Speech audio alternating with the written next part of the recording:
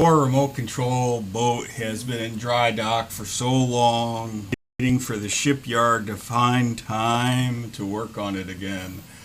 In a previous video, we had seen how I had changed the digital remote control to be adapted, but there was a kind of two fundamental problems with the boat itself, maybe three. One, even though it runs 6 AA batteries, it's pretty weak. Two, they installed one of the polarity of the key battery contacts incorrectly. And C, it uses, oh, there goes the boat. C, it uses this, oh, if it touches water, it turns on, which is not always reliable. So, and if we look inside here, that contact is actually, the little round part, which should be going this way, is going that way, which means it doesn't get very good contact. Now, I kind of bent it out and hoped that it would work because I couldn't get into the boat. Well, sometimes procrastination, or in my case, dwell time, gives me a chance to come back and look at things with fresh eyes. And I looked again at how this thing was put together. And there are these little tabs, little things that cover the screws that go into the top. Now, back when I first worked on this, I thought that these were hard plastic, and usually the hard plastic ones are glued in place, which means they're impossible to get out unless you drill them out, and that was a hassle. I didn't want to do that.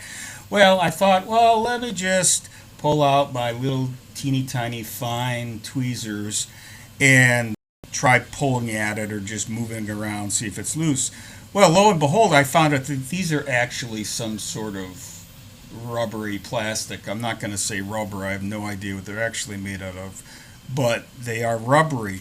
Well, what does that mean? It means that I was actually finally able, using my little sharp tweezers, to pull out each of them. And then let's see, there's 2, 4, 5, 6, 7, 8, 9 all together. So there's one in the bow here, 2 in the stern, and then along the gunwales. So hooray, now I can actually take this thing apart and see what's inside, which is great. So what we have here is, of course, typically 2 short wires, so you can't properly lay it out. I always use longer wires as my rule of thumb, but oh well, I'm not building these.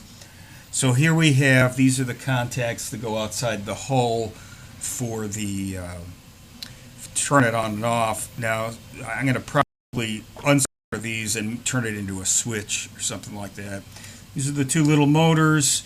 They do have some lubricant in there. Unfortunately, the lubricant isn't even on the motors themselves. I think they're the gears, I should say, so I need to lubricate those a little bit. And on the top side, switch this around a little bit. Let me bring my camera down slightly. Here's the control box, which is all enclosed. I have not popped this open yet to see if there's anything on the visible.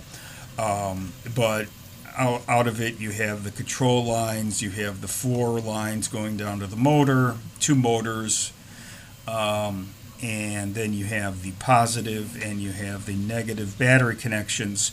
And this is the battery connection where the part is incorrectly installed.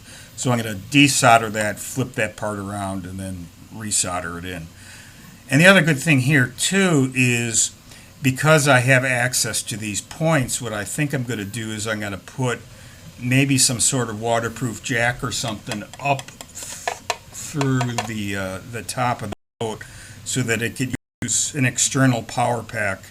The other thing I noticed was that there's really quite a bit of room here below decks, and in fact here I've got a smoke detector I need to replace a battery on, but see, I mean, it'll almost fit an entire smoke detector inside, just for scale.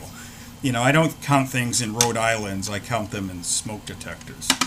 Anyhow, so there's actually plenty of room in here that I could put a lithium-ion battery and it would be relative. This thing is built relatively waterproof. I'll give them credit for that. They put a lot of work into that part.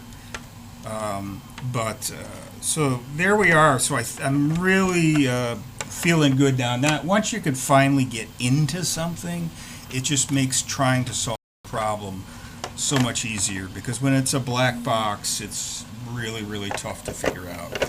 So that's the initial update on the boat here, and I will at minimum fix the battery connector and then consider some other upgrades and get this thing back on the water.